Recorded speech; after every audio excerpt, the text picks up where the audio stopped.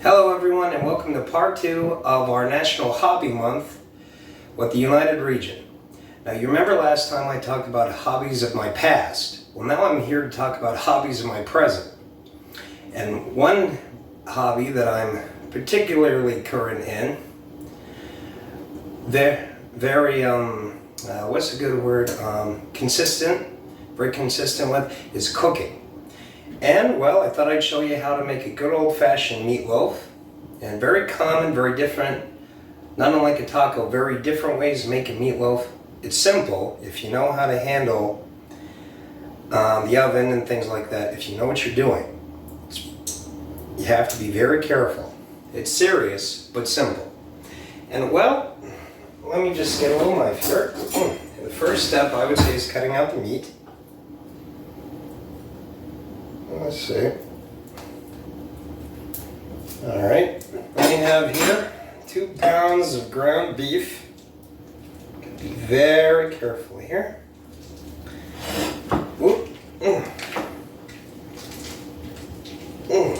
Alright.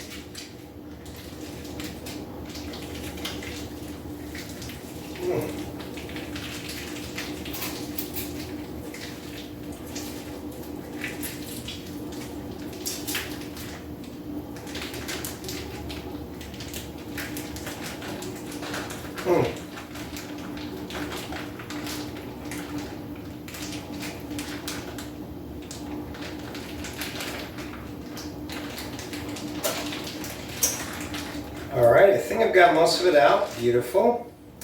And if you'll just give me a moment to throw this out in the trash can, then I'll be right back and I'll show you our next step for mixing in the ingredients in the bowl, the meat and everything. Okay, as you can see, I've cleaned up most of the mess from my meat when I was getting it out. I've taken the bag of the trash, and I've already cracked some eggs in the bowl. And the next step would be to whisk them.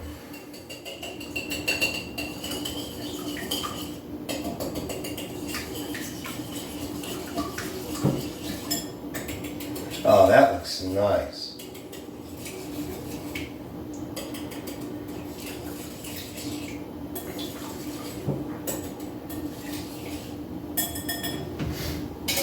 All right, now let's see, what was it? Yes. The recipe, well, what I would usually do for when I make meatloaf is I was recommended less than a quarter cup of milk, but this will be for 2 pounds instead of 1. So I want to give like two portions.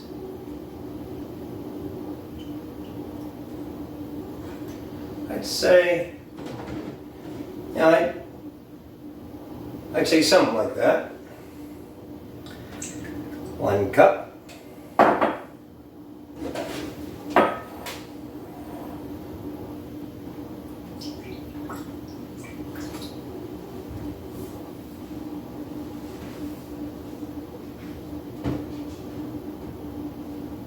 Two cups. All right. Of milk. Yes.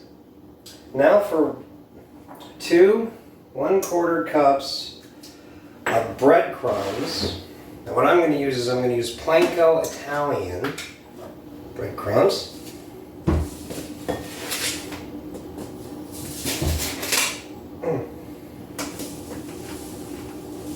A good piece of advice when you're using something like this, when you have to pour something in a spoon, is do it over the bowl. That way you don't waste it. Any that gets some and that falls over the spoon can just land right in the bowl, be part of the meal.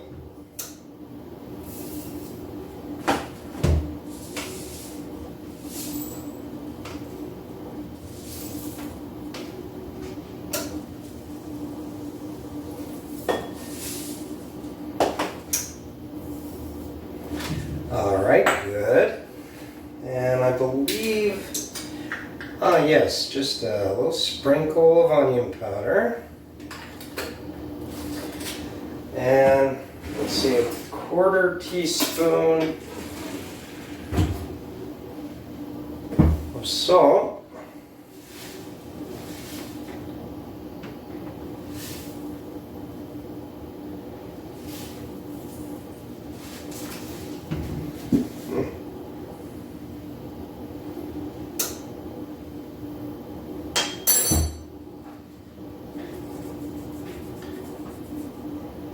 That should work. Put that in the bowl for now.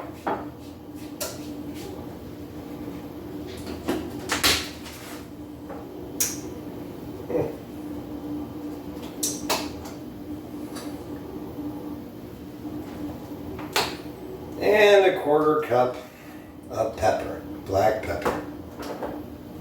A little tricky. Here we go.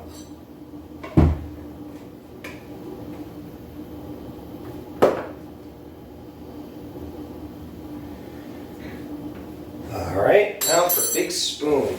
Let me just make sure. Panko, salt and pepper, onion powder.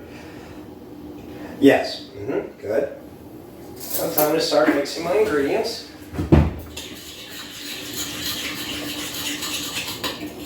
Oh, that looks nice.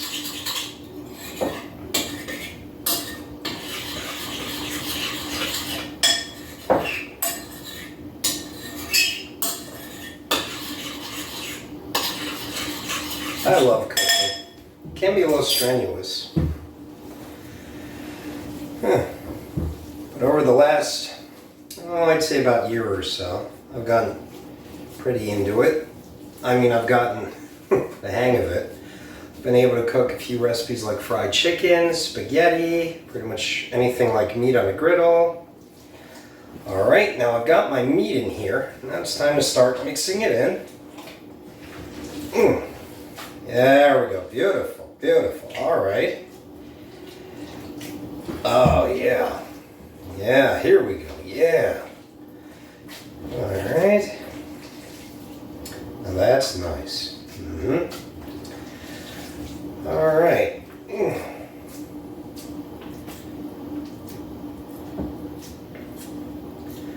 All right, if you want to join me at the oven, I think we can get this out of the bowl, put it on a big roasting pan, and then we can start cooking it. All right, as you can see, our meatloaf has been cooking for a little over an hour. For a meatloaf about 2 pounds, I recommend an hour and a half cooking at 350 on the dot, which is what we have our oven set to. As you can see, our meatloaf is browning and almost about ready. I have one last little thing I want to do before the meal's ready. And for those of you watching, I definitely recommend using a meat thermometer, cutting the meat, make sure it's cooked all the way through, poking a knife through the middle, you know, stuff like that. I do stuff like that all the time when I cook steak or chicken on the griddle, or when I'm cooking chicken on the stove. Very helpful, very important. You got to make sure your meat's cooked all the way through. Now, if you join me back at the counter, I have one little surprise for you I really think you're going to enjoy. Okay, well, our meatloaf's about done. And before we take it out of the oven, I have a little treat I wanted to share with all of you. There's many different ways to top off many great meals, and I'm sure those of you who made a meatloaf before know that ketchup is involved in maybe a few recipes. This is one recipe for a special sauce that I've been taught throughout my family. This goes way back, all the way when I was a little boy.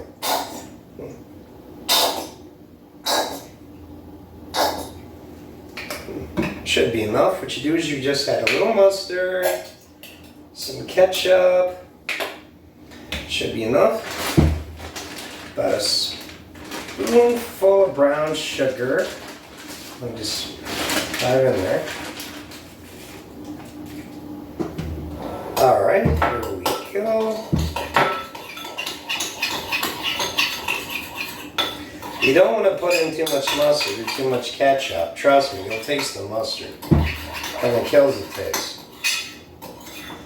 Definitely want to make sure.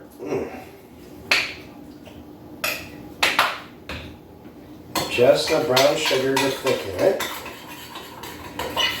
Alright. Now I'll take this, now I'll take the meatloaf out just for a moment. Slather this on. And then, once it kind of cooks in the meatloaf, the ketchup sauce cooks in the meatloaf, then you're ready for a great meal. Doesn't this look good enough to eat? Now, like I said, I'm going to slather on the ketchup sauce. And check on it. Got to slather it all good. Let this bake in. Good. Alright. Alright.